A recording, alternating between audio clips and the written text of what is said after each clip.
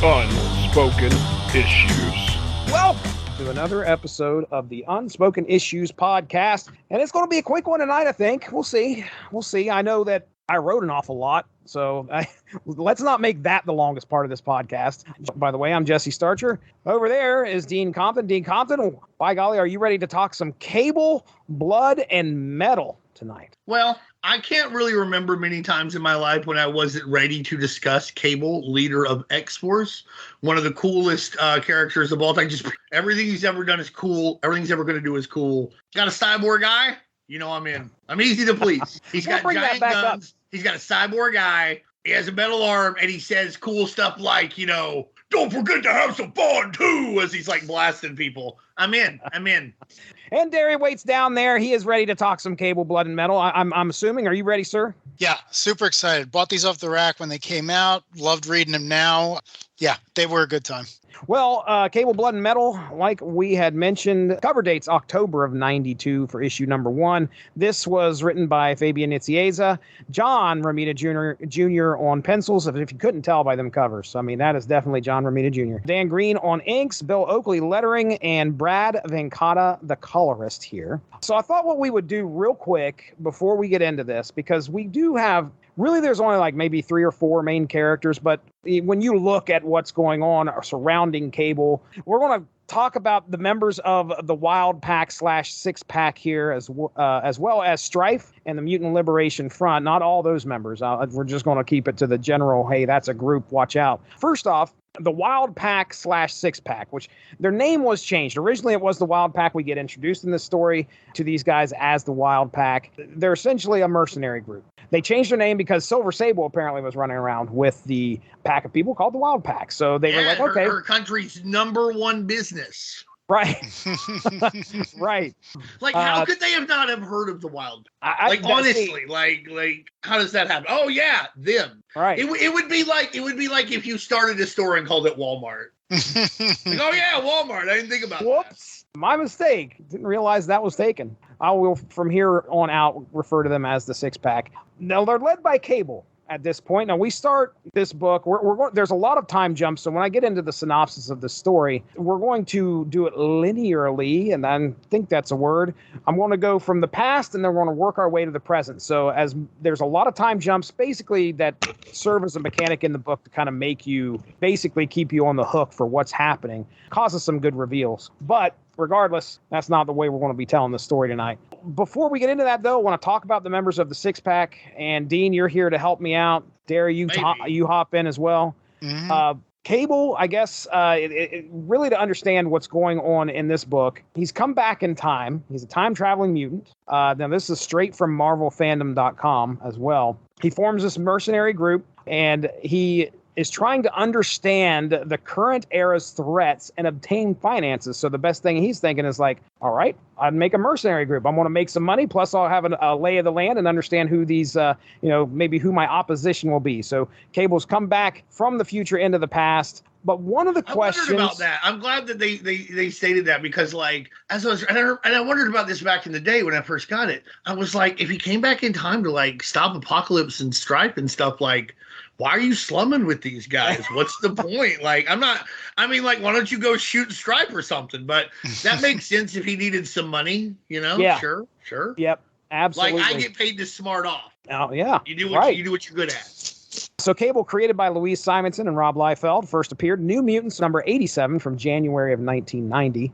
I'm just I'm just a huge Cable fan. One of the biggest there is. I loved him from the time. The first time I saw Cable was the 1991 Marvel Universe card set. He has this gun that looks kind of like a vacuum cleaner. And but you can tell it's actually a techno laser, and I'm into techno lasers. And then on the back, there's only 4 sentences about it. It was the mysterious leader of X-Force. Yeah, this is a big deal. I also, if they have done one, I'm unaware of it. But why hasn't there been a Cable Punisher team up? They met in a Marvel UK, and Punisher, Cable was helping Punisher out of someplace. They both converged on the same spot for different reasons, called him by allies. And he's got him on his shoulders. He's like, what's the leader of X-Force doing here? And I'm like, that does not sound like something the Punisher would say. Cable, what's the leader of X-Force doing here? It's it was, Anyway, I'd like to. It was a little silly, but I'd like to see a genuine team up between them. Like, why not put War Machine in it too and shoot them all? Yeah, one of the things I guess I should probably say is, as a mutant, Cable's pretty powerful. The thing that's kind of limiting his power, though, is he was infected, I guess is the right word, with the techno-organic virus, which has changed his arm, to a metal alloy in some way. And he's always got to keep this virus in check, and that kind of limits his power. But other than that, he's obviously good with a gun. So, but Darry, anything else you'd like to add about Cable there? If you ask 6 different people who are roughly our age what they think the defining attribute of Cable is, I feel like you'll get 6 completely different answers. Like, he's a time traveler, he's a soldier of fortune, he's Phoenix and Cyclops' kid, even though that's not technically true, and he's all these other things. And from a certain point of view, they're all true. But this miniseries, just because it's so early in the character's history, has almost none of that, and it's this like straight up 80s action film that is drawn by John Romita Jr. And I love that about it, because you don't have to know all the lore. You don't have to know all the nonsense. You just have to know a handful of characters who are relatively new at the time, and you just kind of enjoy the ride. So again, I love this. I wish there were more Cable stories just like this. Yeah. The thing you said is like you could get 6 different answers from somebody about what Cable is. But the one thing that they'll always have in common is Cable carries a gun, and he always has a gun that's so the only person who could miss with this gun would be this person who could afford to buy it. Like they're always like they like, are oh, massive. I there was a squirrel over there. I better shoot it with a gun the size of Jupiter. And I respect it, honestly.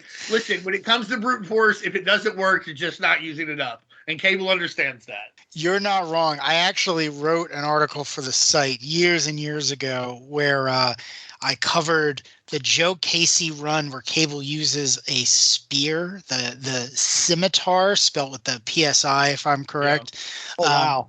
Which was like the one time in his history where they were like, we're going to get rid of the guns. We're going to try to do something a little bit more creative.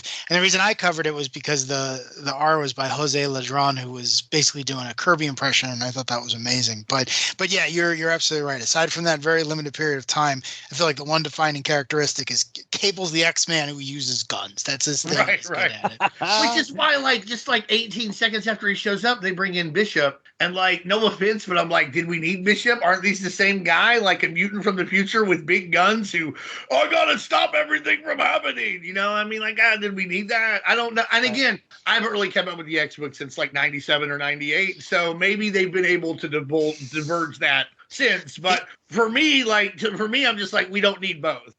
And Cable was first, and Cable is cooler.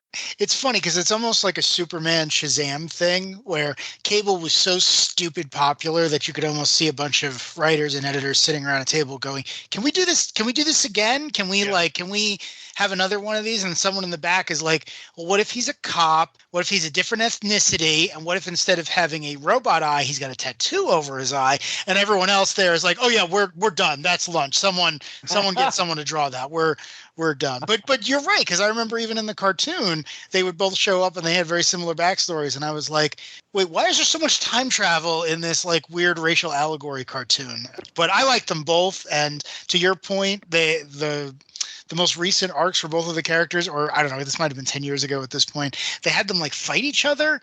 I need to prevent your future so my future gets saved, and the other one was like, nah, I gotta kill you to prevent your future so my future gets saved. It was the worst Doctor Who fan fiction I've ever read. But I do like Bishop. I always go back to the fact that he was the only X-Man on Iron Man's side in the superhero Civil War, which always tickles me, and it's just that's how diverse the X-Men are. Yeah, they're so diverse. They have a cop. Great. They have the one cop. Technically, I guess he was part of a whole future ex-cop force, but I don't know that we ever saw the other ones. So Shard shows up at some point. Oh, Shard! Oh my God! Yes, I forgot about her. I like Shard better than I like Bishop. So XSE, was that what XSE? XSE, yeah. Xavier's security enforcers. Yeah, you want to talk about the height of '90s culture. All right, next on the list, we got Domino. I think she was pretty popular at the time, but she's definitely not the focus of this book. My best description here is a deadly trained mutant soldier with the power of probability manipulation. I'm taking that straight from MarvelFandom.com there. Created by Rob Liefeld, first appearance, X-Force number 8. As a matter of fact, a lot of this six-pack, their first appearance is X-Force number 8 from January of 1992. I think this is the real Domino. Around this time, it was like revealed that the Domino who had been hanging out with X-Force was actually Vanessa, who was like Tolliver's girlfriend, and she winds up Copycat, I think winds up being her code name. I think this comes out around the same time, within like 4 or 5 months of that. Domino's cool. She looks cool. She's arguably the coolest character like in these two books. Like everything she does is cool. Everything she says is cool. She's got a cool staff weapon. Her costume looks really good. Like honestly, like out of everybody here, like her seems ergonomical, and like maybe not ergonomical because how could you do those jump kicks? But at the same time, it's armored, so somebody shoots her. Like I like that that aspect of it. But I've always liked Domino, just for appearance sake alone. In these two comics, I don't think her probability powers come up at all. Oh. But that is something that I enjoyed seeing develop later. I'm always a big fan of people who can do that, like Black Cat, Scarlet Witch to an extent. It's always neat to have creators get these characters to utilize those powers without them becoming too much of a Deus Ex Machina. And like I said, it doesn't come up in these two issues. It's mostly just her being like, "God damn, why are we doing anything we're not getting paid for?"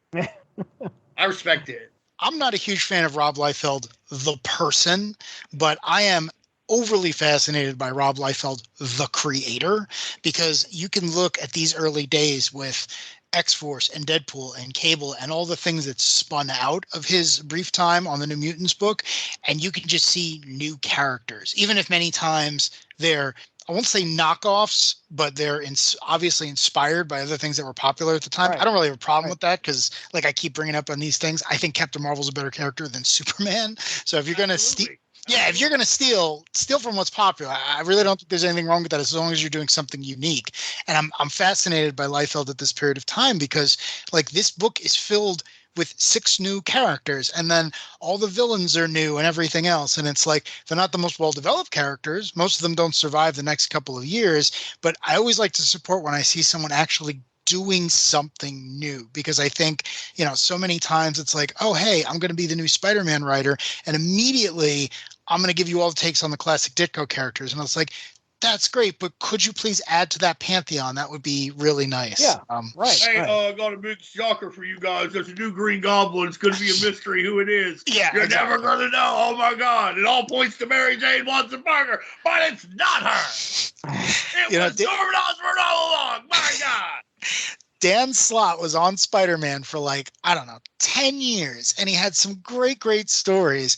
And I always go back to the fact that his very last story was, what if Norman Osborn got the Carnage symbiote? And I just want to be like, what are you, me in middle school? Like, you're one of the highest rated writers writing arguably the #1 character. You can't come up with something better than that. So I always looked at when the Silver Surfer got all carnaged up. We liked that. Oh, I'm not even saying it's a bad story. I'm just saying if that's your ending, if that's how you're going to end 10 years. No. You want to throw the Carnage symbiote on Norman Osborn, that sounds great. I just always thought it was funny where it was like, I've been on the book so long. I'm arguably the definitive writer of the modern time. It's like, what's going to be my big exit strategy? It's like, I'm going to take these 2 toys and mash them together for like a 2-issue arc where he takes over Silver Surfer. That's fine. But just to be like, I don't know, the last word out the door just seemed like, I don't know. You couldn't think of something new. I want that newness, and Liefeld delivers it with these characters. Even if they're not the most original and they don't hang around, he's trying. I have to give him credit for that, even if he's got many flaws stacked against him. I think Liefeld's word for that is echoes. When it comes to these characters, and Jesse, you'll relate to this. I don't mean this to sound bad, because I think Rob is 100 times more talented than this guy, but it's a lot like Vince Russo. Rob has a lot from wrestling, a WWE and WCW and Impact Wrestling writer who has a lot of flaws, but one of the flaws he doesn't have is coming up with ideas. He will come up with a million idea after idea, and he has ideas for guys that you don't normally have ideas for. If you recall, No, some of it doesn't get fleshed out, but when you read like Rob's X-Force or his Avengers or even some Youngblood stuff, guys you only see for like 3 or 4 panels, he's dropping hints and stuff about him. Some of it doesn't ever pay off, but like he has ideas for even the people who aren't the main players. I think it reminds me of Vince Russo some. Again, I don't want to sound sacrilegious. Rob Liefeld at least 100 times more creative than Vince Russo, but you kind of see what I'm talking about, Jesse, as a wrestling fan. Oh yeah, absolutely. There's the obvious thing, too, of who he's clearly inspired by. And again, I hate making the comparison, but this is a Kirby thing, right? Like, agree. 100%. Yeah, like Kirby hated reusing the same characters. It was like, if I'm going to be drawing this thing, especially at the speed of light, I want to come up with something new. That's the fun part. That's what I enjoy. So there's a lot of like Kirby energy in this early stuff. And Liefeld didn't draw the issues that we're talking about today, but I mean, his DNA is intrinsic to this thing. And it's just like, there's this idea of like, I'm going to keep throwing new concepts and new characters, things I'm pulling out of the ether at you. And if you like certain ones, they're going to stick around. If they really touch me, I'm going to stick around. Deadpool, clearly still incredibly popular today, but other ones fall by the wayside. But that's not a bad thing. I mean, you know, most of the characters that were created in the 60s, a lot of them were really good, but there are definitely ones we haven't seen since then. That's okay too, because Turner D Century. Exactly. The Melter, right? The Melter's not showing up in Avengers 4. Turner D Century would be interesting now, though, because like we just go back to 2000, right? Like he wants everybody to like go to raves and stop Y2K. Another thing about Liefeld and Kirby, and again, like you said, Liefeld didn't draw these issues, but if you're going to talk about Cable or Deadpool or like X-Force, the conversation's probably going to start and end with Rob Liefeld. That's just sort of how it is. When it comes, this sounds sacrilegious to a lot of people, but I feel like the other thing that Rob Liefeld was able to do that Kirby was able to do, especially in the 60s, and I think even more so in the early 70s that he gets credit for, is he captured that zeitgeist, and he did so with pictures that seemed like they were moving. Like you could feel, when you look at Youngblood or you look at Cable or you look at Deadpool, you can feel the energy coming out of him. You can feel how this guy would walk. You can feel how this guy would talk. There's just life and movement inside of still pictures that Liefeld brings that I think Kirby, in addition to like creating concepts and wanting to move forward, Kirby and Liefeld both do that crazy, just like, these guys just by looking at them, and you can feel them move when you see them. The other thing is, the reason it's also not bad is, and you should ask, speaking of X people who are like, synonymous with the series, ask Chris Claremont how many times they picked up some throwaway character idea because he was shot. He didn't have any more ideas at the time. He said this, like, and the Cindy said this, Louise Simonson has said this. They would come in and he'd be like, I don't have any ideas. And they go back through some stuff and find something that character he created or a little plot line and pick it up and go with it. So like G.W. Bridge, he's gone after like 97. Like nobody cares, but then he pops back up in 2007 in Punisher War Journal as a member of S.H.I.E.L.D. who's going after Frank Castle, which he had kind of done in the 90s too. So like you can pick, even if something gets cast aside, this is something that you can pick up again. And maybe there's new life in it, maybe there's not, but everything that is old will be new again. And even Kirby, he wanted to create new stuff, but he knew when it was time to bring dust off the Guardian, dust off the Newsboy Legion, get those guys back in here, dust off Captain America. It's time. So even that, if you create something and it goes by the wayside, it can recycle and come back again. And Liefeld understands that too, I think, on some level.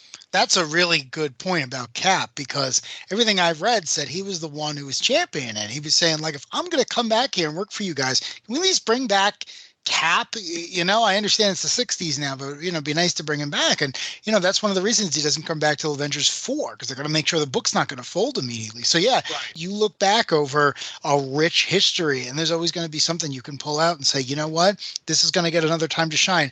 Might work, might not work. Devil Dinosaur, right? For 20, 30 years, that character. Great point. A great comic, and for 20, 30 years, no one did anything with it. And along comes, Brandon Montclair, and he's like, I think I got an angle for that. And now it's getting a major adaptation. So things can always be brought back. OMAC. I mean, you look at OMAC went from like a crazy sci-fi comic that honestly predicted the future as well as anything you can read from the 70s to being one of the central concepts of the DC universe, particularly in the wake of Infinite Crisis. Like, this was something that they keep going back to because there's so many ways to spin it. So, yeah, I mean, we're going off the subject here. Like, Jesse's like, we're getting out of here quick. I didn't know we were going to talk about OMAC, but this is where it goes. You know what I mean? Like, I love it. Like, just that energy. And you can, it's weird because you look at Cable, you look at OMAC, there's a lot more similarities there than you think. Like, just thinking about it, like, what? Look at him. I don't know. And that's the Kirby Liefeld analogy to me right there. Cable OMAC. Well, next on the list is the young mercenary soldier. And at the beginning of this book, that's pretty much all he is. But as we go through, things change. And that is Kane, created by Fabian Nicieza, Rob Liefeld, first appearance X-Force #2, which I own that issue, July of 1991. Yeah, I am. I'm cashing in, baby. I guess he's 14 because, like, he can't drink. They keep making fun. But how did he become, like, such a good mercenary at such a young age? I don't know. I'm sure it's explained somewhere. It's funny. I'm not the biggest Kane fan, although I do think his action figure is awesome. And I like that. And I love the Weapon X concept. I wonder where he fits into the weapon number system because he's also Weapon X. Is it like Final Fantasy? Like, now Logan is Weapon 10 and he's 10.2?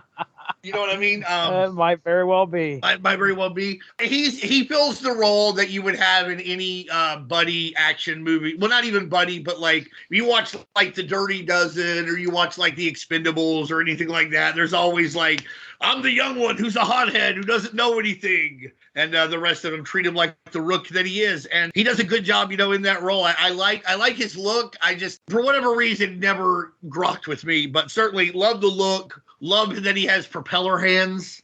Yes, dude. I was going to ask about that. It looked like a ceiling fan at the end of his arm. I was I mean, which you know, honestly, doesn't sound as threatening as it actually would be. Oh man, you're like, I will look at my hand as a ceiling fan. You better watch the fuck out. What if it had like speed? You're like, hey, listen, are you chilly? Oh, you're not that chilly. Let me move this down.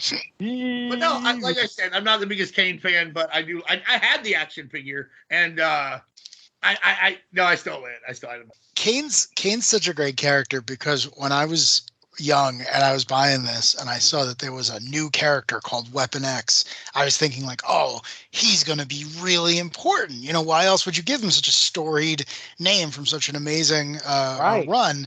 And then, of course, you actually read the books and there's nothing there, right? I mean, he's this younger Cable. Cable's got one robot arm. Kane's got two robot arms. And then he's another one of these characters where I don't know that he's in another story once the 90s end. I'm sure he is somewhere, but, you know, not in any major way. So it's just one of those things where it's like, you know, you can create something at the time, and if you don't, you know, do the legwork and make them interesting in some way, they're just gonna fade away. And Kane's one of those characters where, like, I know Garrison Kane so well, but then he just stops because there's nothing else there. There's nowhere else to go. So I just find that fascinating that they were like, this is Weapon X. This is the big character, and there's nothing there, as opposed to like Logan, who's just like a drunken former lumberjack, and he's got 16 movies and 100 million comic books. So. Or even Deadpool, who they also connected to Weapon X, who at the same time they connected Kane to it. He got super, super over. Yeah. Also, let me just say, Garrison Kane is either the best or the worst fucking name I've ever heard in my life. And I don't know which, but it's only one of the two. I don't know, like, because I'm like, Garrison Kane, that sounds stupid. It does kind of roll, but Garrison? What? Like, Garrison, you know, come on. You know, it could be a name anytime, and that's something. You know what I mean? Like, this guy could have landed at Plymouth Rock, or he could be a hipster today. So, like, you got to give that name that, but at the same time, I don't know if I want to know anybody named Garrison. Anyhow, that's my thoughts on it. I don't think I do know anybody named Garrison. Why would you? All right, next up on the list is Grizzly, the big red-furred mutant, got superhuman strength, endurance, reflexes, resistance to physical injury, heightened senses, and razor-edged claws, created by Rob Liefeld. First appeared X-Force #8, January of 1992. Yeah, he's a big bear-looking guy, that's for sure. He's huge. I mean, did you do that on purpose? You did that on purpose, right? You had to. Maybe. Dean, what do you got to say about Grizzly? Well, that's what I was about to talk about. Grizzly is obviously an homage to the Forever People's Big Bear, and I'm being generous by saying homage, and that like there are some times where it's pretty much just straight up the same guy. But again, like Rob Liefeld says, this is an echo. You could give him a lot of shit, for like using the echo or whatever. But honestly, like on some level, I'm just glad to see the design keep going. It's a great design, and like the character looks awesome. He's bigger than God and twice as strong, and he's got laser hammers like that. That's his thing. He's just through there just like crushing these dudes who look like a cross between minions and AIM beekeepers, and he's just like crushing them left and right and everything. He's cool to look at. Sometimes I take the piss and just be like, oh, just a carbon copy of Big Bear. But even if it is, and I don't think he's necessarily that, it's like I said, it's just cool to see him again. He's your prototypical big guy, strong, somewhat silent, says a funny thing every now and then. Everybody likes him. Yeah. The Little John of the mutants. It's funny in this book. It's only 2 issues. Granted, they're oversized issues, but the story really focuses on about half the team. So Grizzly is a visually interesting character. He's got red skin. He's the big guy. He's he's someone you'd expect to see in a superhero lineup, but he doesn't get a lot to do here. But I kind of get that, because it's like you're not going to force a storyline in there. And again, in 1992, I don't know how many people would even have been familiar with the Forever People. They, even if you bring back Darkseid and Mr. Miracle every couple of years, Forever People don't tend to get a lot of reboots over at DC. So they were around at this time because they were in Panic in the Sky, and they had a miniseries in like 90 or 91, but like, and they appeared. There's a New God series that ran like 89 to 91, and they appeared in it. But like you're saying, it's not like they were like, oh man, the Forever People, big posters everywhere, MTV ad campaign. Like it's the Ultra fucking verse. Ultra verse. Yeah, exactly. They the Forever People weren't teaming up with Prime and Hardcase, unfortunately. Right. And even if they were around, you're going to get a lot more play out of Grizzly at this time in an X-Force comic than you are in New Gods number 31 by Paris Collins and Mark Abanye, who I like. I like both of them. Yeah. But that's where the market was at the time. Yeah.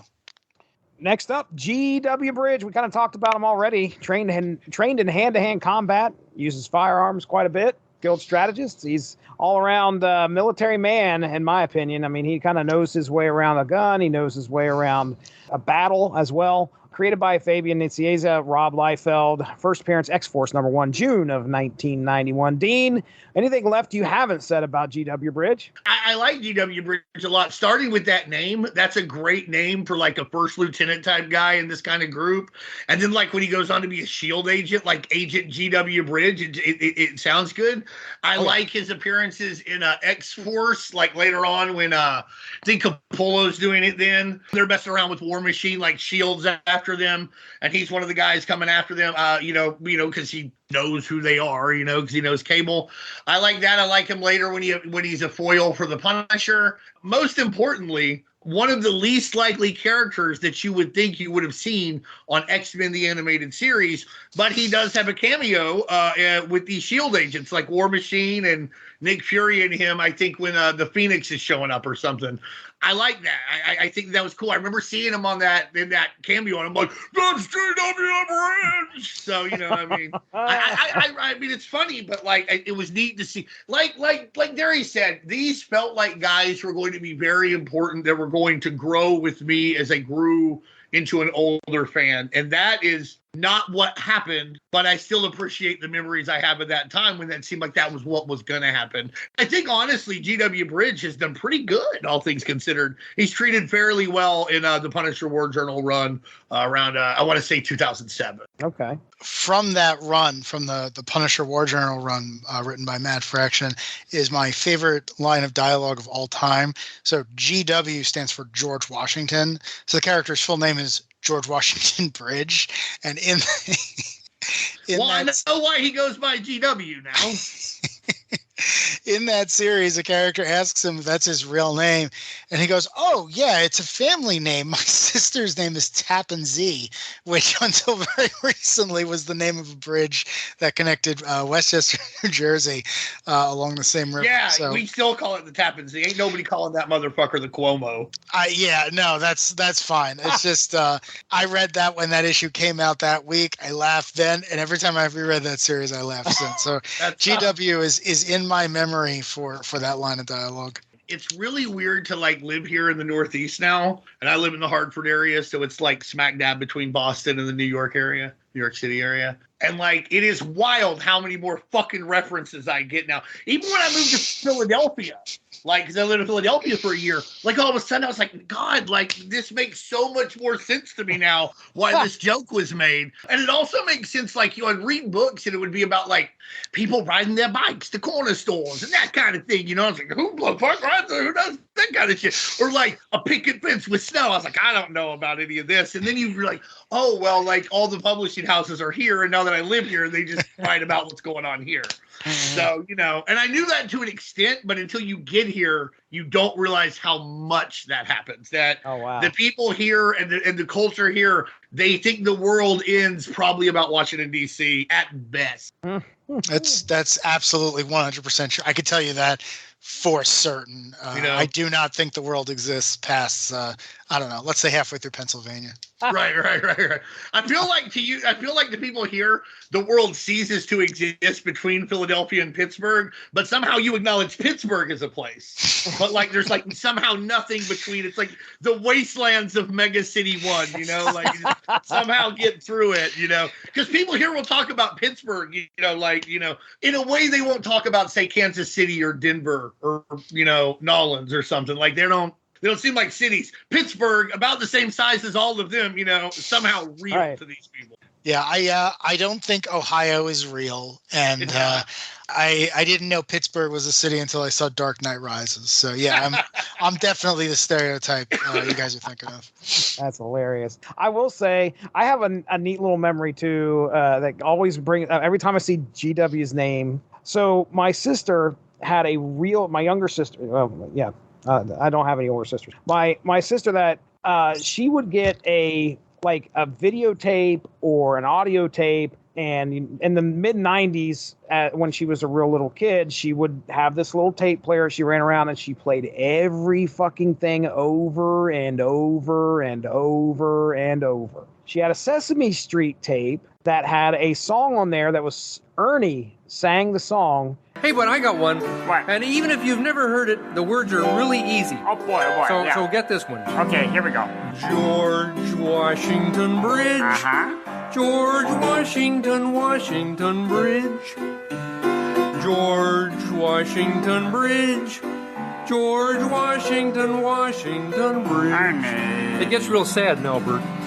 The other thing I want to say about Bridge before we move on is I really like Bridge for all the reasons we've talked about, but also I just like that he's one of these characters that they introduced who was a high-ranking SHIELD agent and shown to be like very competent and was black, and that was never made a big deal. Like his name is not like, you know, Black Nick Fury or something. He shows up, he's very good at his job, he's a career soldier, he respects his friends, he's taken the piss out of Gyrick, which is like the #1 standard of being a superhero in the Marvel universe. True. And I always thought that was great because he just also he quit SHIELD for his like scruples, which is another requirement in the Marvel universe. At some point you have to tell SHIELD they're full of shit.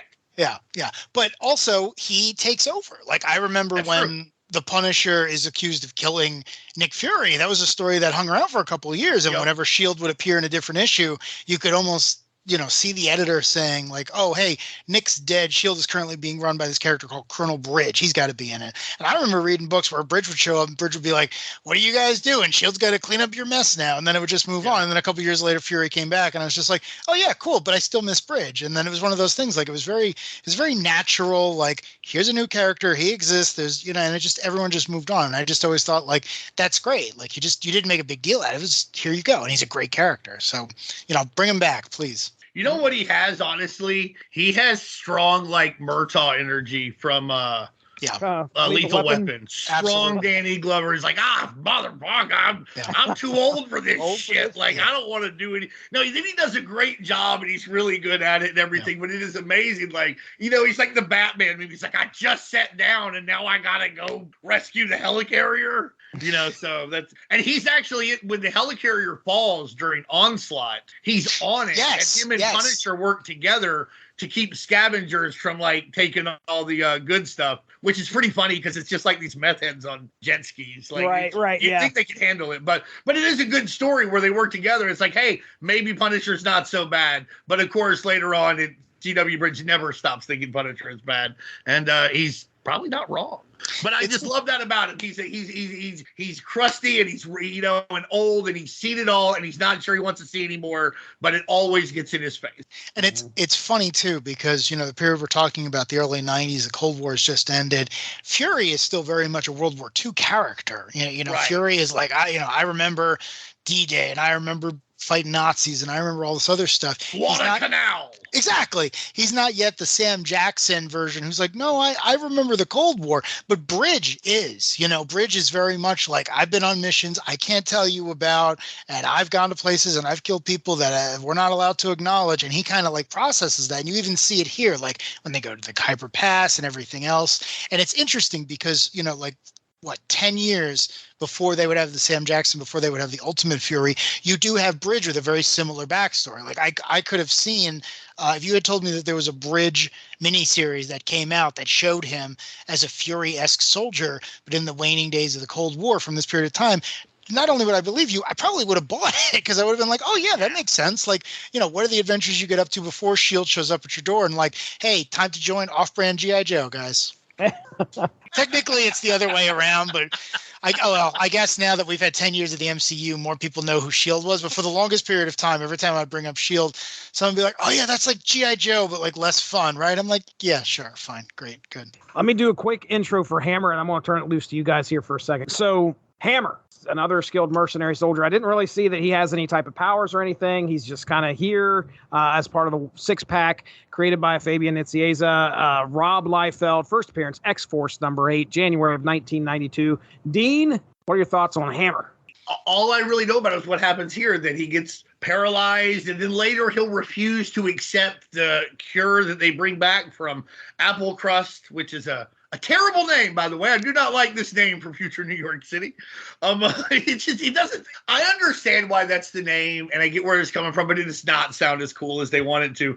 But mostly, I just know him from these issues that he remembers everything. He's a super pro. He acts like he doesn't like Kane, but he does. He fills that role, kind of the way that I can't remember the guy from Predator, but he gets mad when Sean Black dies. Yeah, okay. I know. I can't remember his name, but they're like, oh, I'm going to get him. You know what I mean? That's my friend, or then or even when Jesse the Body Ventura dies and the one guy's like, oh, this is it.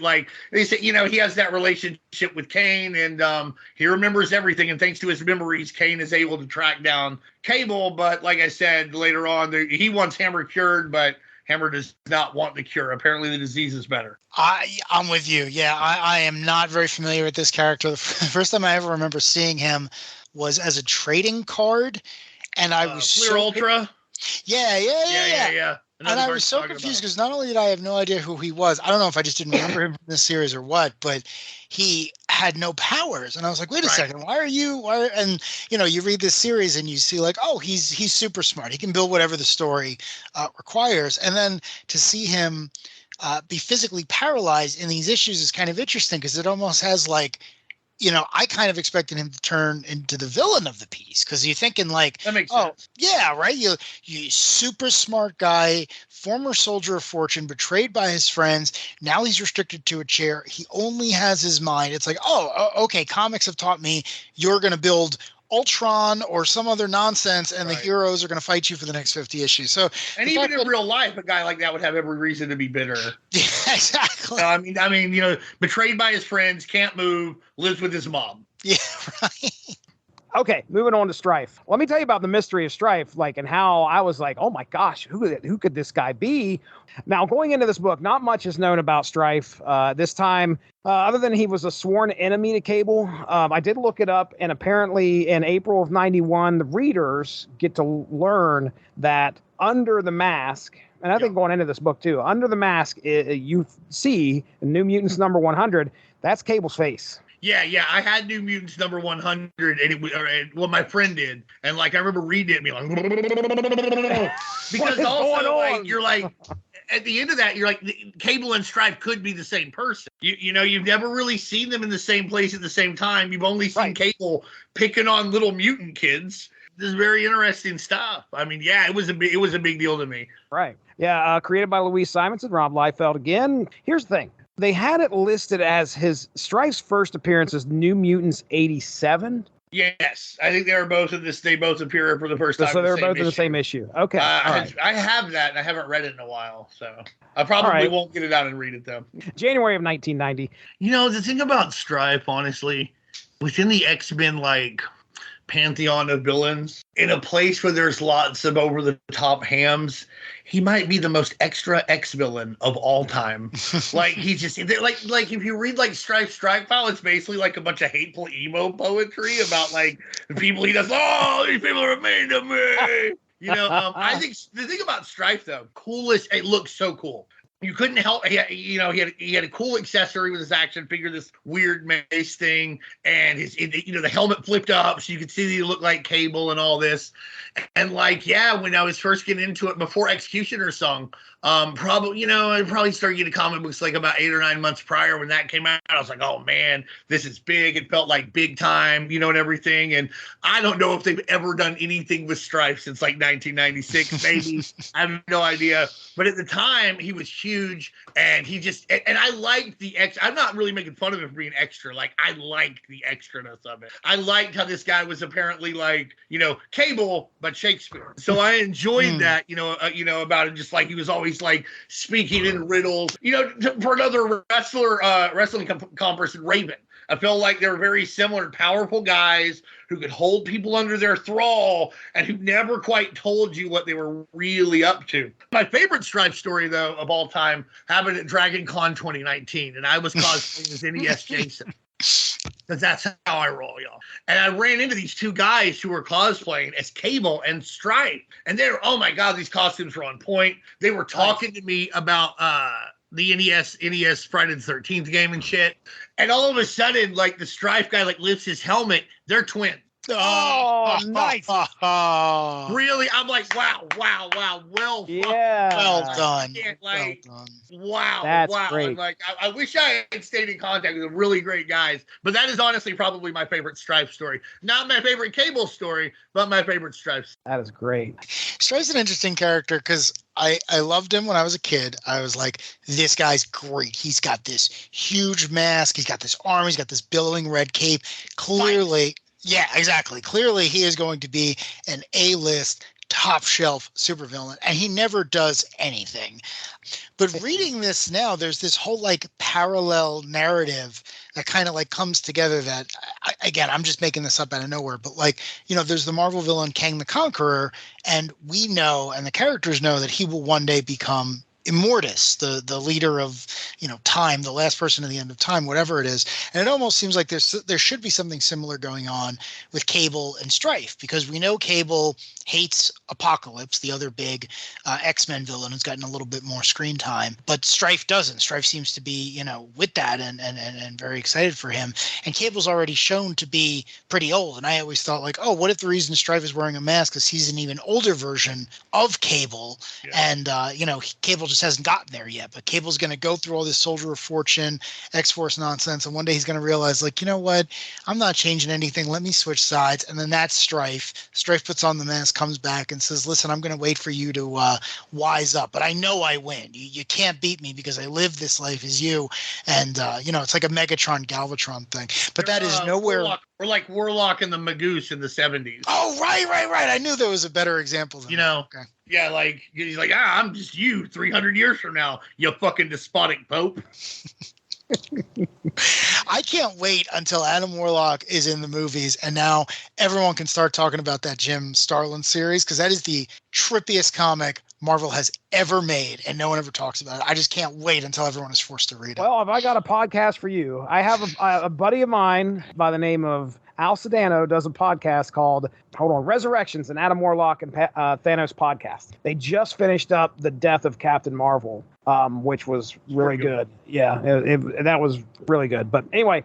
Jim Starlin obviously worked out his issues with the Catholic Church and the government of the United States of America and war in those issues. Like, you can read it and you can see exactly how this is. And also like his own duality and that kind of thing, but especially those big three. Like in the Warlocks, in the Strange Tales Warlock, to be specific. Well, to round this character discussion out, and you guys do not have to comment because I did not, like I said, Mutant Liberation Front, we're just going to call it that. There's a bunch of characters that pop up in this book, all with all sorts of different abilities. My notes for the Mutant Liberation Front are they're a terrorist organization of mutants upset with how mutants are being treated, brought together and led by Stryfe. Created by Louise Simonson, Rob Liefeld. First appearance, New Mutants 86, December of 1989. Yeah, these are the characters that are kind of doing Stryfe's bidding.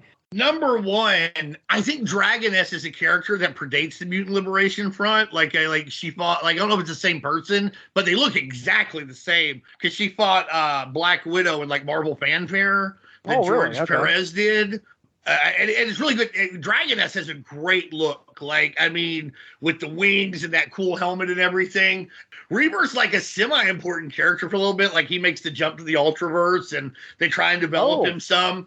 For whatever reason, he always reminds me of the lead singer of Green Day. I'm not really sure why. I think they look like each other in some weird way in my mind. They what probably is his really name? don't. Billy Joe Armstrong? Armstrong, there you go. Okay, yeah. All right. I think at that time, now they don't really, when he had the short hair and everything. Mutant Liberation Front might be the greatest name for a group ever.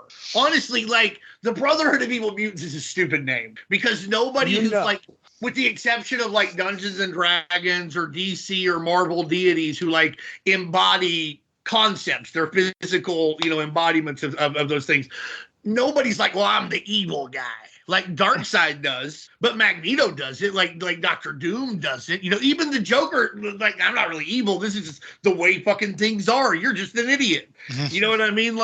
So very few characters do that, and especially groups that have political aspirations. The last thing you want is bad branding. So Brotherhood of Evil Mutants, a terrible name. The Mutant Liberation Front was in line with the language that was utilized around the time. The Palestinian Liberation Organization, the Symbionese Liberation Army, which they're not good people, but this is the liberation was a big word for these kind of things. There's it sounds like you're bringing the Kurdish Liberation Front was another one at the time. Although they've gotten absorbed in the KPP since. Don't worry about it. Nobody cares but me and the Kurds, obviously.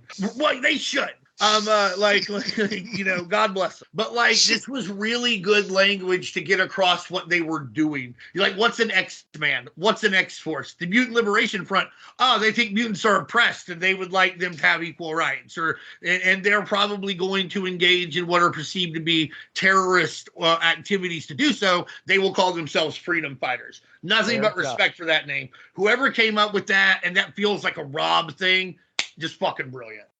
They have an acronym that I don't think has aged well. No. They couldn't possibly have foreseen that, obviously, but it is hilarious to read these issues and see that and have to take a second back and be like, oh, yeah, right. That's what that would be. Oh, there's no I. Yeah. You gotta look at that quickly. And it's funny too. I don't know if you guys have ever read the one-shot Doom Force, which is the X-Force parody that Grant Morrison did when they were working on the Doom Patrol. It's one of those parodies that really works as an example of what it is parodying.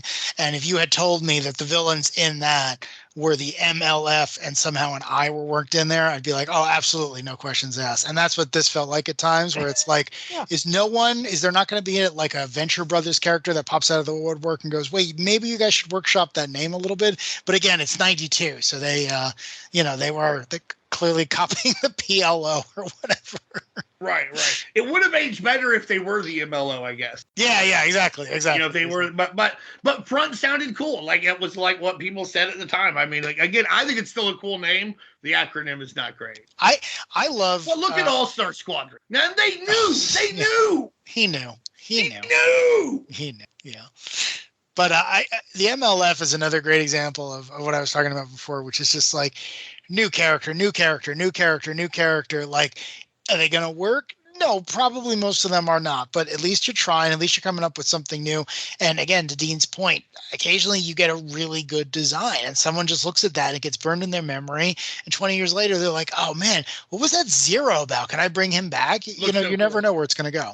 I mean, honestly, you can shit on him, and I get why you would, but Forearm looks cool. And I understand, like, there should be a guy named Forearm who has 4 arms. Like, honestly, the only real question is why it took until, like, 1990 to get that done. Yeah, my favorite, I'm with you. I love Reaper. I thought he had just a great, simple design. I now cannot unsee the Green Day connection, so thank you very much for that. But you know, it took me a while to remember, like, oh, Marvel already had a character called like the Grim Reaper, right? And I always thought he was incredibly boring. And again, it was one of these things where it was like Rob took the basic conceit of that. They both, even by the end of this series, he's even got a hand that was replaced with a scythe, which was the other Grim Reaper's defining characteristic. And it's like, this one works for me just a little bit more. I'm not sure why, but a little bit more. So again, I just like the new ideas. You throw them all out and you see what sticks. Well, I mean, I think that this Reaper, like, we don't ever learn a ton about him, it seems like, but it seems like there's something to him. He obviously believes something, or he wouldn't be in the Mutant Liberation Front. The Grim Reaper has a great visual, and I love his look. He doesn't mean anything aside from he's Eric Williams. He's Wonder Man's brother. If you watch, like, the Avengers Earth's Mightiest Hero cartoon, I think he's really cool there, where he has other motivations and does other things. And he's, like, working for Hydra. In the comic books, Eric Williams is like, oh, I miss my brother. Voiced by Lance Henriksen, right? Am I making that up? Oh, really? Oh, man. I know it didn't come out in the 90s, but anyone listening to this who has not watched Earth's Mightiest Heroes, best Avengers adaptation outside of the movies. Freaking flawless. It is on Disney Plus. It is worth every second of your time. Yeah, it's great. All right, guys. Well, we have definitely put some work into talking about the characters that show up in this book. So now you guys get to sit back and listen to me talk, because what I want to do is I'm going to do a nice little synopsis of both of these issues. Might take about 5 minutes, so grab you a drink, whatever. And then we will then reconvene here and talk about your guys' notes on the issues as well. So here we go. The past. All right, that's where we want to start things. Good place to start usually.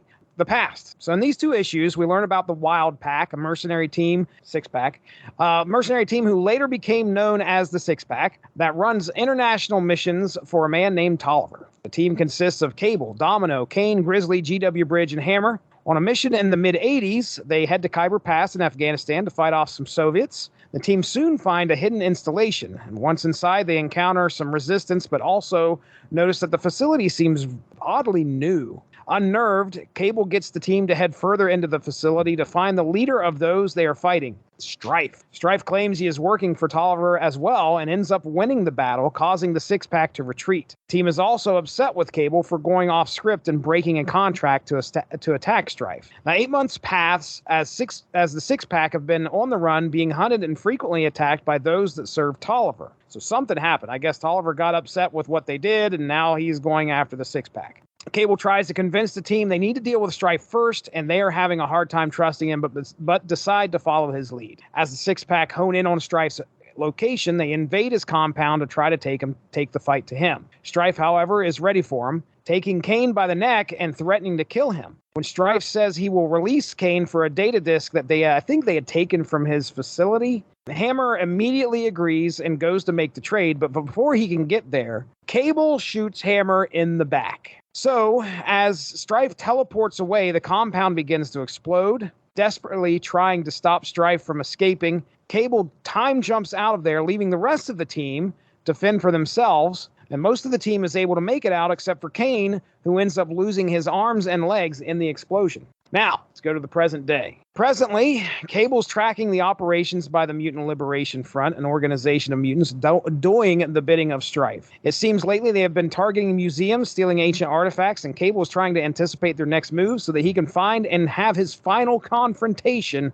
with Stryfe. Now, with the belief that Cable is Stryfe, S.H.I.E.L.D. agent G.W. Bridge finds the new Weapon X, Kane, and tells him that Cable has returned and that he wants him brought in. Kane travels to Hammer's home to find him still paralyzed as a result of Cable's shot to the back and in a wheelchair. Kane requests a list of old safe houses that Cable may be in order to track him down. Sometime later, as Cable is unraveling the location of Stryfe, Kane appears outside looking to face off with him. The two begin to fight, and when Kane finds a moment, he shows Cable a holographic image of Stryfe, removing his helmet to uncover Cable's face underneath. Cable stops cold, struggling to understand what is going on, but one thing is for sure, he wants answers. Kane and Cable put aside their differences and decide to place a tracker on an artifact that Stryfe will steal next. Successful, they track the artifact to Mexico, unaware that Stryfe is actually expecting them. Once they arrive at the location, the MLF attacks, and the pair realizes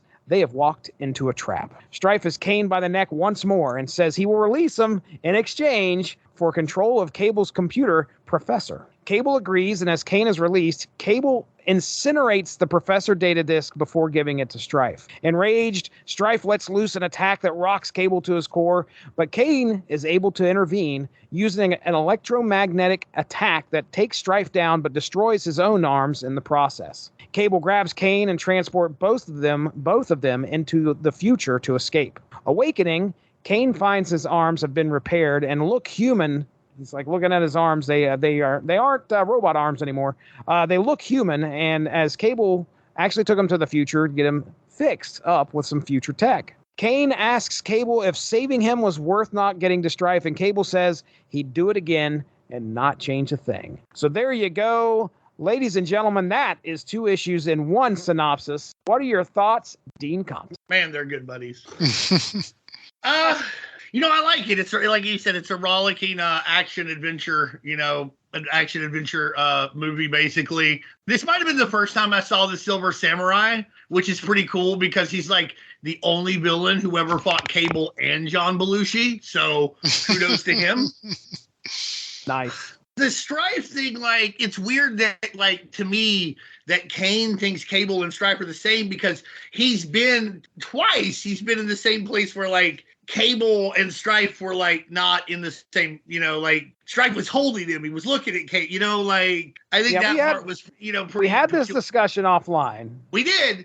And y'all were like, maybe it's like a future thing. I don't know, but, like, this confused me then. It still confused me now. Also, what's funny, there's a part in the second issue where, like, Cable uses a teak shield against the Mutant Liberation Front. And he's like, am I just being soft because they're kids? These kids are fighting a war. But, like, the issue before, he shot fucking Sumo in the head. He killed this guy. He marked him, like, right through the head. And it's a great shot. Like, it might be the best shot. Like, this bullet right through. It might be the best panel in the book. But, Sumo, who's apparently his mutant ability is to be a sumo wrestler because, like, that's what he's doing. But, like, he's dead, and, like, but then later he's like, am I soft on him? I was like, I don't think you're very soft on Sumo. Nah, dude. Wow. I enjoy Cable's monologue to himself. I think it's neat to watch him, like, make these changes. Not necessarily in real time, but you're seeing Cable then and Cable now. I don't know if I'm different, like, values-wise than I was when I was, like, 25, but certainly I'm calmer, and a lot of things that I would have thought were more important battles to win, I don't even fight them anymore because, you got to really pick which hill you're going to die on, and I think Cable has decided that he's no longer going to allow his friends to die on the hills that he's chosen. And I think that that's really cool to watch Cable come around to that. When Kane loses, like, his arms and legs for whatever reason, like, I didn't know this song at the time, but later on I would be introduced to Metallica's One. And so, like, every time I read this synth, it's like, like And I like the song. Don't get me wrong. It's very sad and long, but it's a good song. Like I could just see Kane just sitting there like playing this over and over again. And everybody else, like you said, everybody here is pretty interesting. They do their own thing. Kudos to Fabian for, like, if you're looking at the timeline in real time, the six-pack stuff would have happened in like 88, and he has the Dodgers in the World Series on the TV, and they're up in game 6, but the 88 series only went 5 games. So, and I don't mean that in a bad way. I'm not shitting on him. I'm saying way to put that to 6 so that nobody can say, well, that was 88. Look at this. The Dodgers, blah, blah, blah. It's kind of a nod that this would have been 88. The Dodgers are winning the game, but they're winning game 6, and it's not over. So I think that's cool to give it a real grounding and make it feel like of its time without, like, chaining it to that time. Like, if you're me, you see what's going on, you know? Mm-hmm. Those are some of my big things. I'll probably just interrupt Darry in a minute and tell him he's wrong, so I'll let him go ahead and talk. Well, hold on. I gotta get this discussion in here real quick. All right, let's hear it. So, reticle eye, cybernetic eye, okay? Do you think they function the same? Well, here's the thing about, like, Cable's eye, and maybe it's just been answered, I don't know. His body, he's not really a cyborg, right? Like, it's a techno-organic virus he's keeping in check. So, like, is his eye even cybernetic? I don't know. He put a torch in his one hand in this, which is pretty neat. I don't know how that works here. I think an eye with actual crosshairs on it, more useful. Cable's flaring-ass telekinetic eye, cooler. In most cases. Personally, I think Deadshot's eye is, like, the cooler. Oh, yeah. Well, I was going to raise a stink about how Cable shoots Hammer in the back. Why not just shoot the disc? And like go on about yourself. I was going to say the same thing. I was like, even if you didn't shoot the disc, like you can't shoot this guy in the leg. Like, why do you have to shoot? I better shoot this guy in the spine. I'm sorry I had to do this to you. And I'm like, yeah, dude, like, just take him out some other way. Don't paralyze this guy. It really speaks to the obsession that Cable has with Stryfe. I mean, even in the past, when he leaves them there to fend for themselves when the place is exploding around them, he's like, I cannot let this guy go. And he time slips out of there, leaving this team that he's been hanging around with for years to possibly die. That's how obsessed he was. And so you make it later on, he time slides with Kane. He could have time slid them out of there. You would think. I don't know. But I understand that also gives him the arc of growth here, where we can see that at the end of this, he's like, okay, I'm going to save my friend. I'm going to pick my friends over my obsession. Yeah, and I mean, also, like, it's the future time stuff. Like, maybe he feels like he can't let them know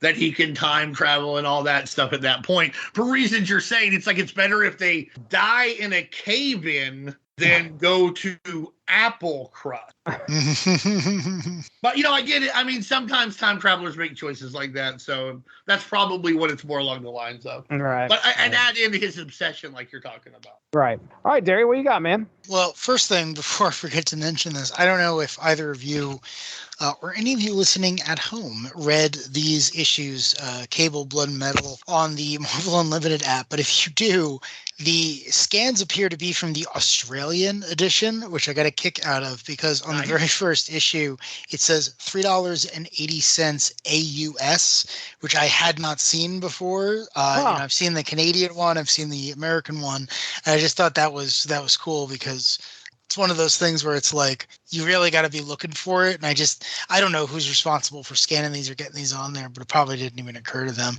So that was just David Finn from Signal of Doom. Everybody should check it out. It's a good thing, but he probably did it because he's fucking like that. He'd come over here and be like, I want Australia to be repped a little bit. That's like, yeah. I'll tag him in this fucking episode. Thanks for the scan, bro. Right. That's great. The other thing that I wanted to mention was, you guys mentioned basically how terrible Cable is at making decisions, and that was something that I was thinking about in this too, because you have these two issues where Cable at no point does he make a good decision. And if you think about it, that's kind of consistent over his entire arc. And it's funny too, because it's like we forget, but he's an old man, right? He's at least as old as Professor X. He's lived for decades, but most of that's been in this post-apocalyptic hellscape. And even at times when he's had access to, the good life, he's still fighting, he's still dealing with everything else. So he must have like the most advanced and most complex version of PTSD ever seen in fiction. Because not only is he I dealing don't know. with Wolverine wants to have a word. yeah, right, exactly. But with Cable, it's like I'm not sure who my parents are. I'm fighting a despot that's been around since the High Kingdom of ancient Egypt. He's got a chronic medical condition. He's also, as strong a psychic as any of the other characters that we know of. And you kind of factor this all into this guy who's been fighting a war for decades, who doesn't blink at drafting a bunch of child soldiers and New Mutants and then almost immediately letting them down. And it's kind of like, oh yeah, Cable's got issues, I don't know if it's intentional, but the things we're pointing out, like, well, why did he shoot him in the back? Well, because that's what someone who's not thinking straight is going to do. That's the most obvious solution, right? You want to stop someone, you shoot them in the center mass, and you hope for the worst. So it's one of these things where it's like, I'm very fascinated by the fact that Cable is this traditional Marvel character where he's got incredible power, but he's got just as many drawbacks to go with it, right? Like, how many people would introduce a character who's like, oh, he's got nearly unlimited psychic energy, but he can't use any of it because if he does, he's going to turn into this metal hunk. Like, that's the most Marvel origin I've heard since like Donald Blake. So it's one of those things that I really like about the character. And I think it's one of the reasons we're still talking about him 30 something years later when, Hammer, who could be very interesting, hasn't come back. Hammer number -.1 will be coming out anytime now. There is a character named Hammer in the new Star Trek show who I have, I guess you would call it a crush on at this point. And that was all I was thinking of when I was reading this is I really want this character to be voiced by Bruce Hordak in something going forward, even though the two characters have nothing to do with each other. And that actor is white. But anyway, I think Cable is incredibly messed up. And I think if you look at it through that lens of a guy who hasn't had a chance to process all the awful things he's been through, then a lot of these decisions make sense because it's like, oh yeah, people keep putting you in positions of authority and positions of leadership because you've survived war before, but maybe you shouldn't, maybe you should take a step back. And of course he would tell you, well, if I do that, the giant blue mutant is going to kill all your children. And again, I go back to the idea of like, well, maybe he already did and you're not going to change that. So that's how I viewed this story. Yeah, an interesting thing, you're talking about Cable, and you see it here as well. There are bad decisions contextually, but if it's somebody who's like the first 35 years of their life are like literally in a war. They grow up in a war zone. They're a child soldier themselves. They're, and like you said, they kind of become like a battlefield sergeant, battlefield general by attrition. But at the same time, you make decisions that are the most efficient, that conserve the most of your resources. So yeah, what are you going to do? I'll shoot fucking Hammer in the spine because like that means he can't hurt me later. All of these things, it takes care of all of these issues that could possibly come up. I think it's really cool to see this too, because in a few issues, he's going to come back to X-Force. Like I think around X-Force 25, 26. And like he actually, I don't know exactly where it goes. I can't remember. But he tries to be nicer. Like at one point, Shatterstar's like flipping the channels as fast as he can. And he's like, hey, he just programs the computer to do it for him. Like, hey, change the channel every 0.3 seconds so he can just stop hitting the button. And he tries, and it's not like he's like, oh, I'm a softie now. But he realizes that for people to be efficient, you can't treat them like they're automatons, that soldiers are also people. And if he wants to be the best soldiers he can be, he needs to know and enjoy their company on an individual level, which he probably should have already known because he had been a goddamn soldier for a long time. But apparently he had to relearn it again because I think that just happens to us. Cable's been around forever, and every one of us finds different ways to make the same mistakes again. So that's probably what he did here. The other thing I want to mention before we get too far into this art is by John Romita Jr., who I am just the biggest fan of. I mean, obviously his decades on Spider-Man and pretty much everything else he's ever drawn. But this 2-issue series is a product of its time because there are some splash pages and full shots that just they only work here, but they work here really well because they are what you expect to see in a comic inspired by Rob Liefeld. And again, I'm not saying that as a negative. because a lot of this works. And when I read this originally when I was a little kid, I was like, oh yeah, this is what comics should be. Like issues like this are why I didn't think Avengers or Fantastic Four or Justice League were worth reading until years later, because I was like, you don't have full splash pages of a guy with a robot arm and a glowing eye jumping out of the rafters with two giant guns. Why would I read a book with Bloodwind or the Proctor? That doesn't make any sense. Batman's got some pouches, but none of the rest of them have any. That's a bad example. I wouldn't have read a Batman comic back then if my life depended on it. I'll barely read one now. But, talking about how this looks like Rob Liefeld, if memory serves, he was supposed to have drawn this. And okay. You know, I mean, again, don't quote me on this. I recall reading this somewhere, though. You can put it in the podcast if it's wrong. I have no problem being corrected. But like JR came on in like a hurry as a pinch hitter, which, you know, sort of tracks because Youngblood drops in April of 92. This drops in like October of 92. Yeah. So it would make the timeline adds up that they would have thought he was going to do, you know, 2 issues of this. And honestly, according to what I understand, he did still think he was going to do it.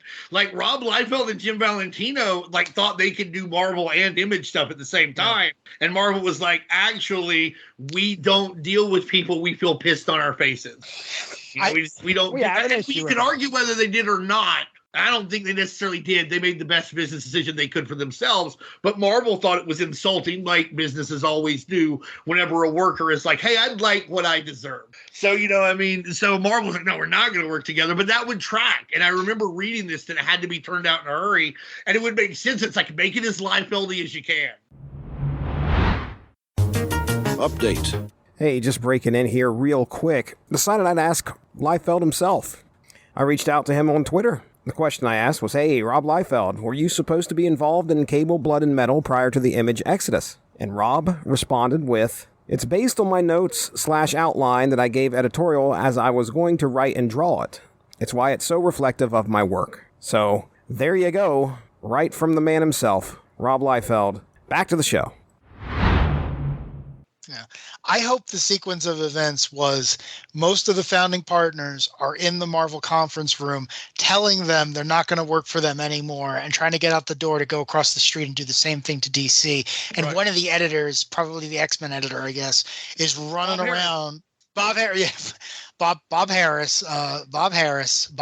Boy is running around to all the offices going, who can draw this? Because we're pretty sure we just lost Liefeld. And JR Jr. sitting in a room and they know he's royalty because they're, you know, considering who his father was. And it's like, you're going to draw this. And then, 60 days later, this came out. But and he had just done the Hot Punisher run, the Punisher Warzone, which, Punisher Warzone #1 sold 1 million copies, like literally 1 million copies. You know what I mean? So, like, this is a guy who was one of the few names they had. Who do they have left as an artist name at that point? JR, Ron Lim. I don't know who the next guy would be after those two. I know we wind up with some great guys, like Greg Capullo comes along, et cetera, But at that time, that moment, I think it's just those two, and I don't think Lim could have done this justice. No, I think JR is perfect for this book. And again, to your point, I mean, he's aping what's important of that style, which is always JR's strength. Every one of his books don't necessarily look like each other. Like, yeah, he's got the same blocky shape, but he knows what he's working on. He's been doing this long enough. And I definitely feel that here because it feels like a Liefeld book, even though Liefeld had very little to do with it. So that was a big selling point for me. Like I said, I bought these off the racks, but I would never get rid of these just for the art alone. I think if you like that type of stuff, then this is an excellent example of that period of time.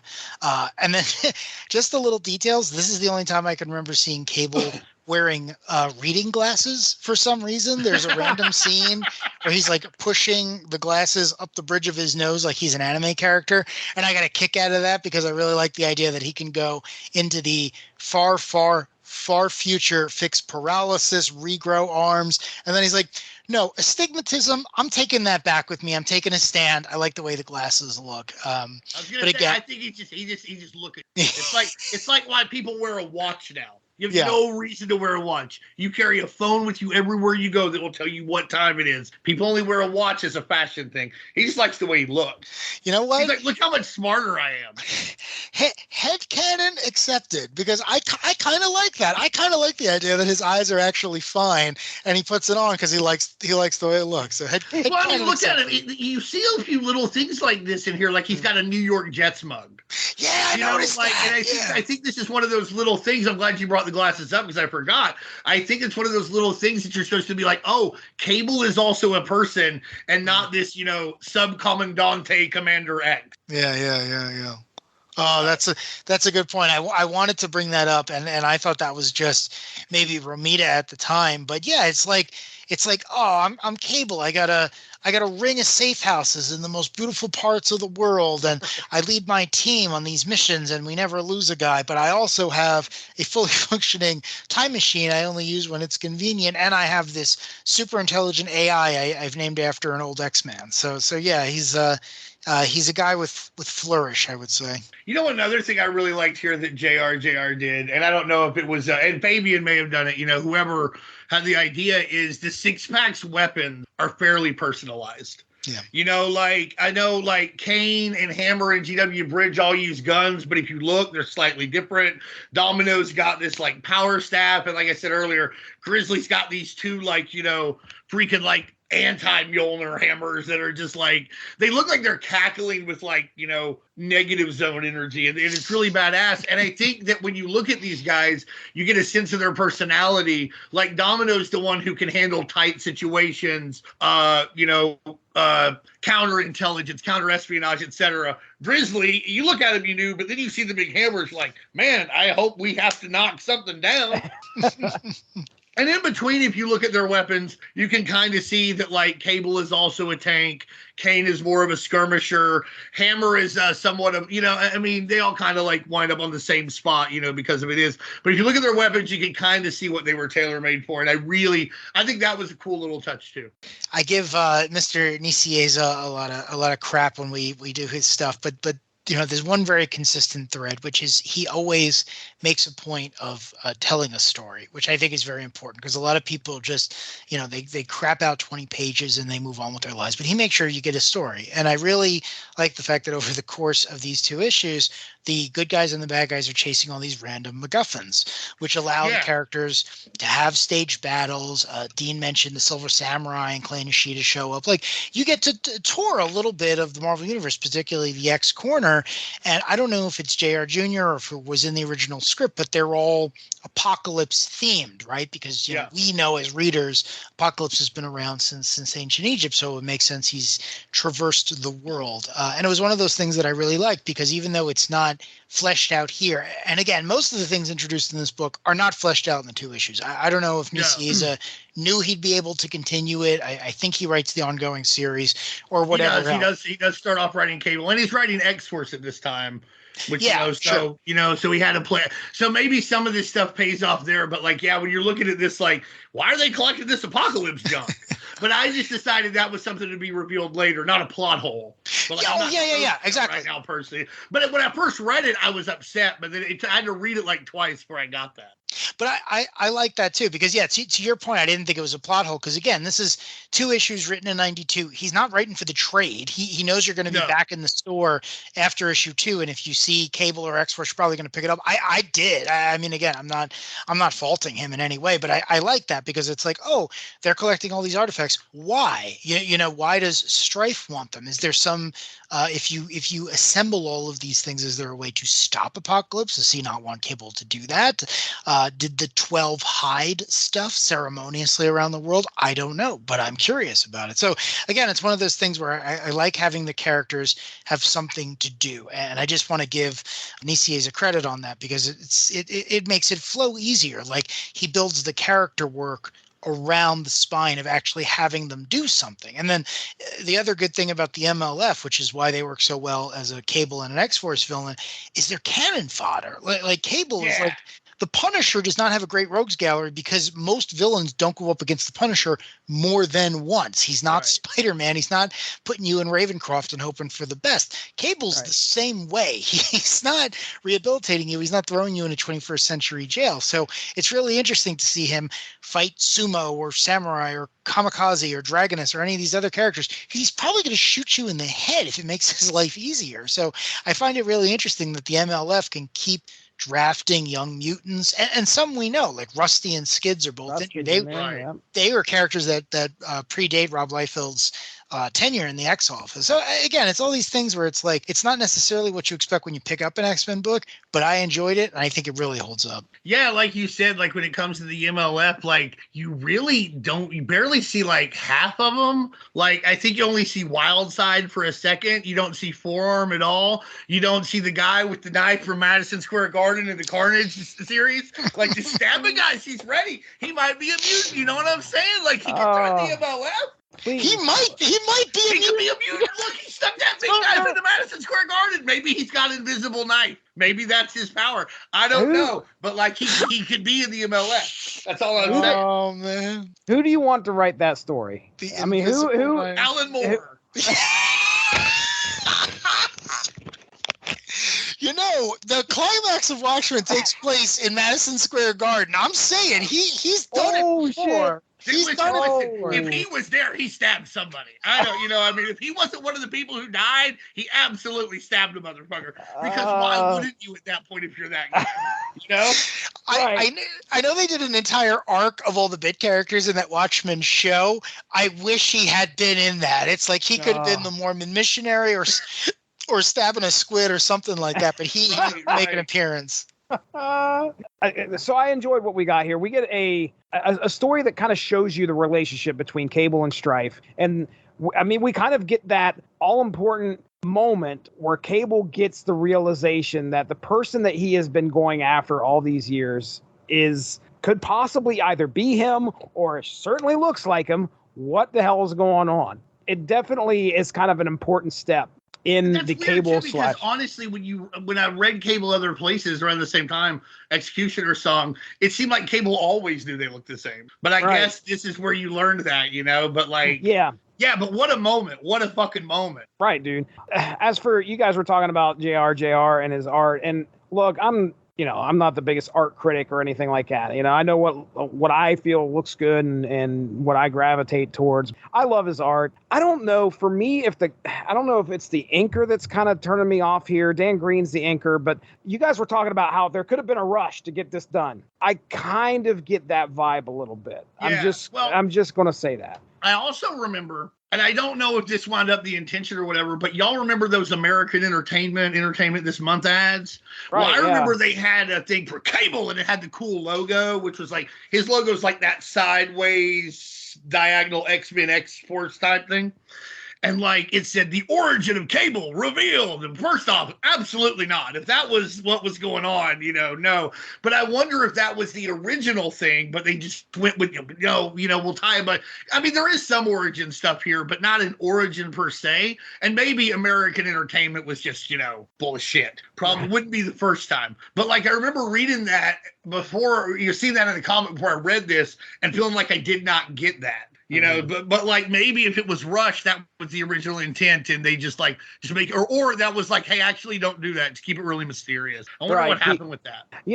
That's a very good possibility. I mean, this is a very fluent time for Cable too. I mean, at this point, he's what's being revealed in the other books, what's not being revealed. Okay, should we reveal this now? Maybe we shouldn't. Maybe we should hold back and leave a few things vague. He's about to be dead in quotes. Yeah. Right. Well, I mean, hey, I think we covered a good bit here. As short as I thought this was going to be, I think we did a fantastic job in talking a lot about the X universe, especially, Cable and Stryfe and everything that surrounds them. Anything left unsaid here, guys? I will give the floor to you, Dean. We'll start with you. What are your final thoughts? Well, my final thoughts on these two issues are absolutely worth reading. Get them on Unlimited, probably not super expensive. They're part of the recent Executioner song Epic collection. So, get them there. But one of the things that as I was reading this, that got me thinking was a lot of Marvel characters and Marvel villains have kind of a DC analog, and it's usually obvious to see. But like, I started thinking about like, who's Apocalypse? Who's the Apocalypse analog in DC? And the guy I came up with, I think it's a little offbeat, but like, and I want to get y'all's opinions. It's Mordru. It's the guy from Legion of Superheroes. He was I never like born. that. He will never die. Yeah. He has all of these plans that have been going on since the dawn of time that apparently stretch until the end of time. Yeah. He's not a mutant, but he certainly uses weird technology the way Apocalypse does. And his magic almost makes it up for, makes it different. That was the best analogy I could come up with from a DC character.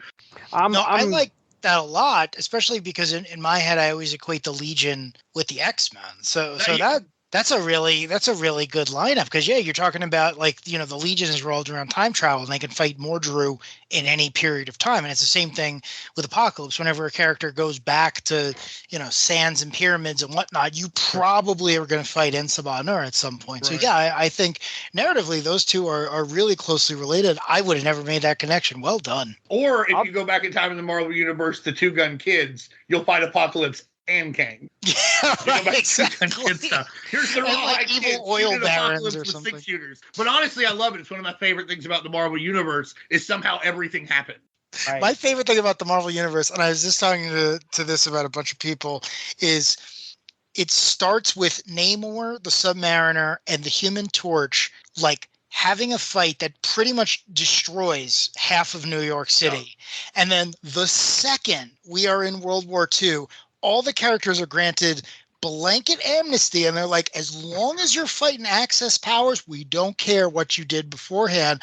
And then Ed Brubaker in the Marvels project would make that canon of like someone sitting in a room with Namor going, listen, we know you did a lot of bad stuff, but you seem to want to kill Nazis, so we're not going to make a big deal, and we're going to tell everyone you're Cap's friend. Are you cool with that? And he's like, you're going to let me kill Nazis, right? It's like, oh yeah, don't worry. Yeah.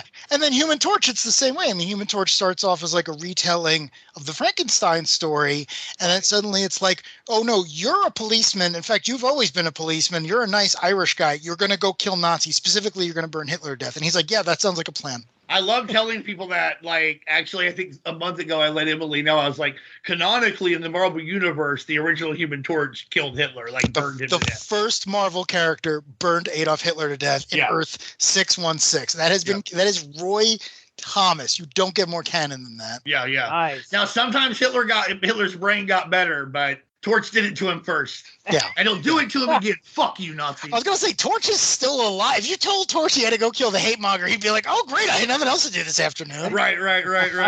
I guess I'll resign from Oracle Incorporated.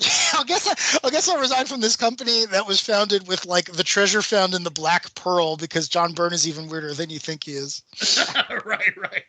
But like Mordor, like the Legion stuff is complicated. It's funny. Oh, Legion fans try and tell you that it's not, but it is. Like it really is, and it's hard to keep up with. Yeah. The only thing you have to know about Mordru is he's, like I said, he's a super powerful wizard, and the legend is he was never born. He will never die. He's like in charge of like the wizard's planet, and like he basically just owns the Legion again and again until they get whatever MacGuffin they need to beat him. He's also fought like the Justice League and the Justice Society in modern times because he's lived forever. Okay. The people who are like, oh man, I love Cable. What's the Venn diagram when people are like, I hope I hear about Mordru out of nowhere on this motherfucker? Like, it's got to be pretty small, but listen, email me if that's you, because we've who would you say then is the Cable analog? Because I have a thought, but I want to see who you would say. It's different for me, I guess, at different times. But oddly enough, like Deathstroke is probably the one for me who comes across like the most Cable-esque, which is weird because I think a lot of people connect Deadpool and Deathstroke. But like I see Deathstroke and Cable more analogous. I agree 100%. I think that, there's a very good chance that Rob Liefeld was like, okay, I really want to do Deathstroke, but I want to do him twice. I want to do the cool Spider-Man mask. I'm going to make that a separate character. And then when he's not wearing the mask and he's got the old man look and one of his eyes is messed up, I'm going to make that a separate character. So I agree. Just a dash of Terminator. Just a little bit of Terminator. But the other thing that I always go back to is Hawkman, because I feel like, I can see that. Cable's got the most confusing Marvel origin I've ever come across. Like I said before, you ask 6 different people our age, you're going to get 6 different things. He was in Deadpool 2. His origin doesn't resemble any of the ones in the comics. Like, he's just one of those characters you can pick and choose. There's no power and responsibility speech another character has to give, and that's great. And to me, across the street, Hawkman's the same way. Like, there are a dozen Hawkman origins. They're all ridiculous, but they all end the same way, which is a guy with a mace beating up a fascist. Yeah. And I kind of feel like it's the same way, where it's like, if there was, if they walked into the bar with no name, Nathan Dayspring and Carter Hall was sitting there, they get to talking after a while. I just think, like, you know what? You guys were separated at birth, but you'd probably get along. You got a lot in common, down to the women you love who can only sometimes stand you. Yeah, what's funny is, like, the biggest difference, honestly, is that Cable is probably much more liberal than Hawkman. So, like, but for real, like, Hawkman and Green Arrow have a very fun relationship. I feel like it would be very similar, except there would be more respect because they both feel like they're soldiers. What about you, Jesse? Who's Cable's DC analog? Oh, man. Jesse hates questions. hates these questions. Hates them. Yeah. Submit them 3 hours before this podcast next time. No, I mean, I wish I knew enough about the DC universe to give you guys a good idea. I'm trying to think of, like, the first thing I would look for is, like, okay, give me a time traveling superhero, because that's what I associate Cable with the most. Yeah. And then if there's some kind of, like, bionics or, metal alloy on this person's body, okay, now I'm going to go ahead and say, okay, that's right. Personality wise, I would have no clue because I don't know enough of them in there, but looks wise. You just described Linear Men Rip Hunter. Rip Hunter. Ooh, okay, I like that. Rip Hunter. Specifically Linear Men Rip Hunter, because like he leads like Wave Riders on the team. I can't remember who else is, but he's got like cyborg parts at this point, and like they protect the time stream. And sometimes he shows up and gets in Superman's face and says he's full of shit. And sometimes he gets, shows up and gets in like, Darkseid's face and says he's full of shit. Just because his whole thing is like protecting the time stream. But like you said, somebody who time travels, who comes across as a grizzled vet with metal parts, Linear Men Rip Hunter. Yeah, I like that. I'm looking at a picture right now. I would bet that someone at DC was like, hey, this Cable's really popular. Don't we have a time traveler? Can you give him a metal arm? Can we work that into... Does he have a cool name? Yeah. There it is. Yeah, the only other thing I want to mention is we've touched on it a little bit, but these 2 issues are really the story of Kane, right? I mean, this is, Kane's your POV character. Cable's got this huge mythology that's being hinted at here. We know that it's going to be fleshed out. It continues to be fleshed out today. But Kane is this really interesting character. All the other characters refer to him as the kid, as the youngin, as the rookie, as again, you're supposed to think like, oh, he's got his whole future ahead of him. Maybe he won't be sucked into this, life of constant war. But of course he is, and he makes a ton of sacrifices. There's references of him going through the Weapon X project, which again, it's not really explored here, but anyone who's read the original Barry Windsor Smith knows that that's not a good thing. Wolverine's origin is he didn't want to be Weapon X. He was forced to be. So it's even the same. if you read the Grant Morrison reimagining of it, except for Captain America, none of it's great. Yeah, exactly. I mean, Weapon and Plus. you can argue that wasn't, it wound up as good as it could have just because Steve Rogers, but like otherwise, I don't know. Yeah, no, and the whole point of that arc, Here Comes Tomorrow or Return to Weapon Plus, excuse me, is that no one wants to tell Steve Rogers that he was the first one because he doesn't want to think like, oh, people tried to duplicate me, and look at the horrors and crimes that they committed, including, committing Logan to this life of servitude to violence. So no, that's a really good point. But my point here is Kane kind of agrees to this terrible process because he wants revenge. Yeah. And that's a really dark path for the young, bright-eyed character to go down. And you see why. You see that Cable betrayed him and hurt the mentor figure and kind of betrayed the team, right? Like Kane's the one who's like, we should be called the Six Pack, like this beer that I found at this fancy party. Like, well, he's an alcoholic and it's just but Kane's the heart of the team, I guess is my point. Right. So when he gets taken out, when you see how dark he goes, you realize like, oh, this is what Cable is trying to avoid with Cannonball. This is what Cable is trying to avoid with his new team of soldiers who are all as young as Kane was. Not only is he trying to avoid it, he thinks it's too late to avoid it. Exactly. He mentions it several times. It's like, fuck, I blew it with Sam, Yeah. Right. Yeah. I just thought that was interesting because, again, I do like that there is a real arc here, and if it's not necessarily Cable's, it's definitely Kane's, because, he may end it in a place where it's like, oh, okay, we're going to be friends, but there's a lot of darkness, and if he could, he would have killed the main character. So I find that to be very interesting when the antagonist of the second part of a two-part story is not only very relatable, but he might be more morally in the right than the protagonist. So I thought that was a good turn. One question, though, where he's like, oh, man, should I time travel in the future to save both of us? Or should I go back 3 seconds and kill Stryfe? I'm like, why don't you just go back and kill Stryfe? Then you won't be hurt, right? Like, you could do both. But then maybe it just doesn't work that way. And I get it. I'm not really trying to shit on it. But, that's the first thing I'll do. Just go back and kill him. Then you won't have these mortal injuries. Cable, Doctor Who, he ain't when it comes to maybe the time travel. Fixed point in time. I don't know. I was just going to say, Stryfe is a fixed point in time. He's got to leave Amy Pond in Depression era New York for some reason. Right. He can't kill Stryfe. And whether because he thinks he's a clone or whatever else, it's like, nope, sorry, can't do it. Can't be avoided. That's an episode 17 thing. Oh, okay. All right. Well, let's go ahead. We will close up shop here and get into plugs. This has been our discussion of Cable, Blood and Metal 2-issue series. Dean Compton, why don't you tell me what's going on over there on the UnspokenDecade.com? Well, man, Simbi fan just posted a new article. We just posted an article yesterday. So you're the UnspokenDecade.com, all of our older articles. And if you enjoyed hearing us ramble here about Cable for a while, I strongly suggest you go check out Darry's article about the Joe Casey Ladron era of Cable. It is it looks amazing. It comes across it's arguably the most fun you'll ever see Cable, both visually and story-wise. So, and he does a great job encapsulating it. So if you're like, boy, I'd like to read that, but that's like 20 issues. I've only got 20 minutes. Do I have the article for you? Over at Facebook, we're posting stuff every day. Sydney fan tends to run that. I've been pretty active on Twitter lately, so come over there and say hi. I've been responding to more things. And also, God, y'all, I bought $200 for the San Diego toys today, and I'm gonna do the same thing tomorrow. And I've been talking about it in the Twitter. So, I just got this Grimlock I'm showing him. It's great. This giant Marvel book. Hello, I'm talking about this stuff. Oh. Talking about this shit on my Twitter more, personally, not just 90s comic stuff. So, if you think I'm 3% fascinating, I would check it out. And obviously I'm 100. That's what they soon learn after they visit that Twitter.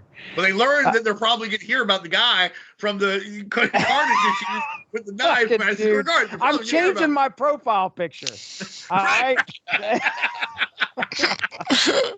Oh, shit. Hey, on the Source Material Comics feed, I will tell you that this week, it was yesterday, it was me, myself, Benjamin J. Colon, and Alexis Hana. We discussed TMNT's The Last Ronin.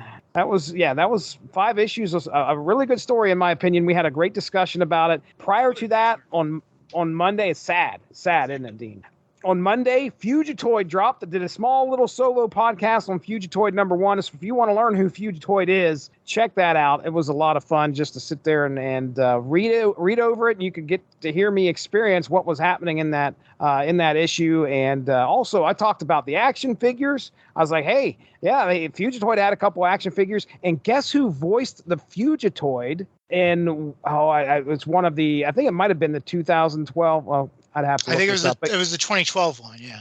Was it? Yeah, it was. It was, by golly, Doctor Who himself, David Tennant, voiced the Fugitoid. Yeah. So the 27th. How about that? The 27th. You should be able to go back into the archive and listen to myself, Dean Compton, Darry Waite, talking about the Soviet super soldiers and Cyberforce and the Exiles. Oh yeah, now you're going to tune in.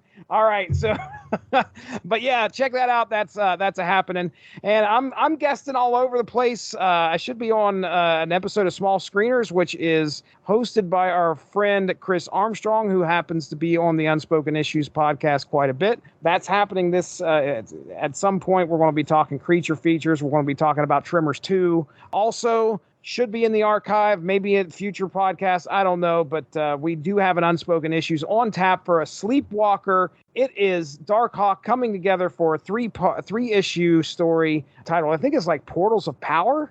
So check that out. But other than that, we are going to be closing up shop here. Thanks, of course, shout out to the W2M Network for hosting the podcast. For Dean Compton, for Darry Wade, I'm Jesse Starcher. We'll be talking to you soon. Have a good one. Bye-bye. Thanks for joining us.